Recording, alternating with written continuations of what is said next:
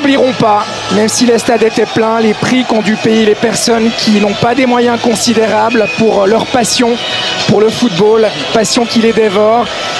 Parfois sans pouvoir au final ne serait-ce qu'entrer dans le pays si leur nationalité n'était pas la bonne, qu'ils soient fans, journalistes, arbitres parfois, comme le Somalien Omar Artan. On pense aussi au traitement inacceptable de l'équipe d'Iran qui n'a pas pu défendre ses chances correctement dans ce tournoi. On pense également au cas Balogun. On donne parfois l'exemple en souriant de la Coupe du Monde 82 de l'émir du Koweït descendu sur le terrain pour faire annuler un but de la France. Ici, on aura vu un président se vanter d'avoir appelé le président de la FIFA pour faire annuler une suspension d'un joueur.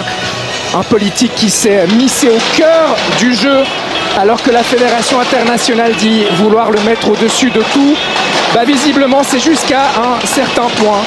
Dans une Coupe du Monde qui aura aussi vu tous ces matchs se disputer en 4 cartons et sa finale connaître une mi-temps de près de 30 minutes. Comme l'a dit Alain Berset ces dernières heures. Et on va le dire, malgré les feux d'artifice, la crise a deux noms, l'argent et le pouvoir. Il demande au nom du Conseil de l'Europe une 3e mi-temps pendant laquelle il s'agirait de réfléchir sur l'intégrité.